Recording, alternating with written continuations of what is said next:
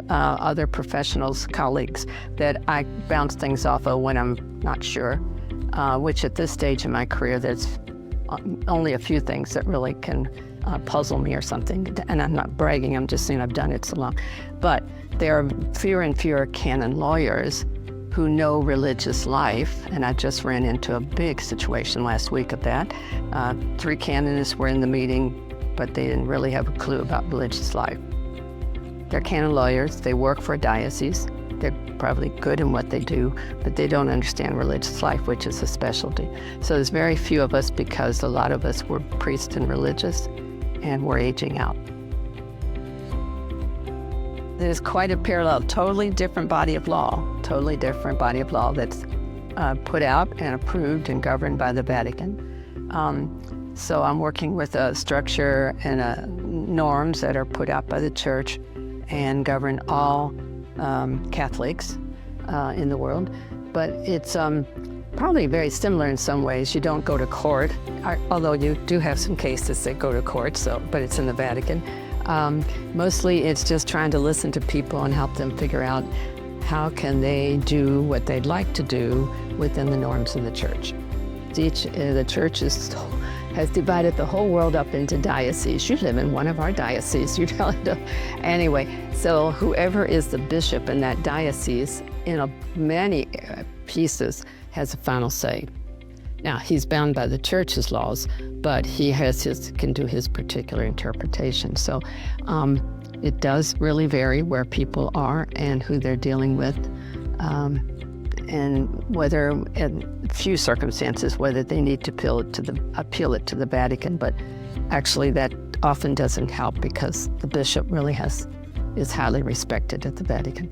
So to answer, yes, there can be great variation. There's a great variation among religious communities and which one you happen to belong to. Like I belong to the Ursulines, but then there's the Sisters of Providence and the Mercies and the Charities and Loretta, and they all can have different interpretations. So yes, it does vary. And sometimes people don't have enough information to be making their interpretations.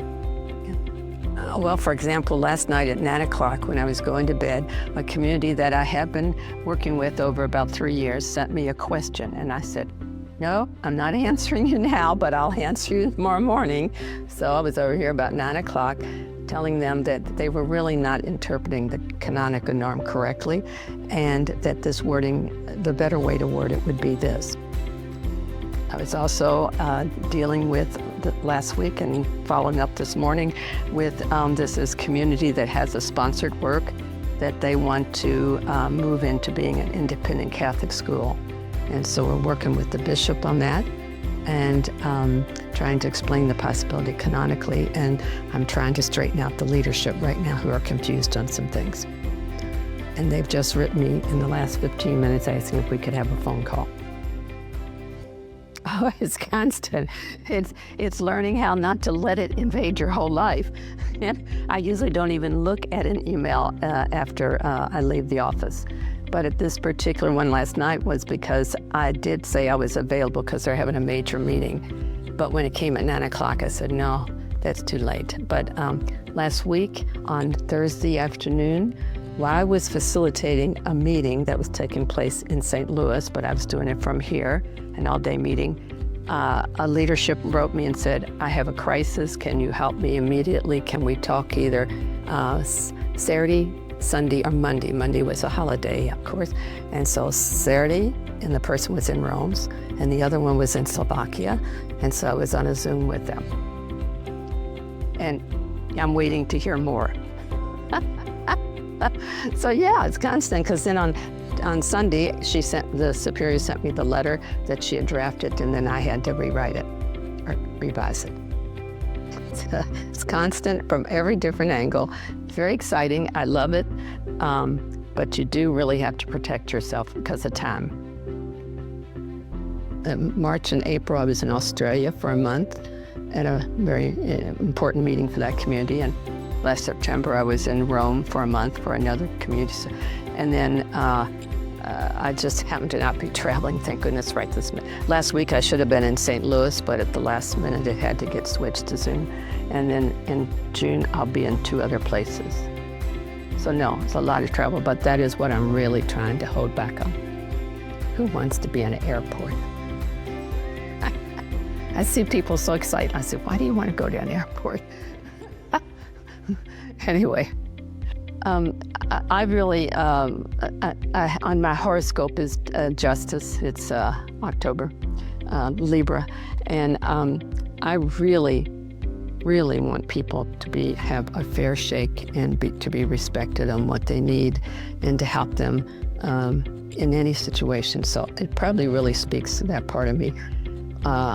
I've watched this work, often to my surprise even, to really help people understand things in a different way, or to realize they could really do it this way instead of the way they were trying to do it, and it would maybe work better.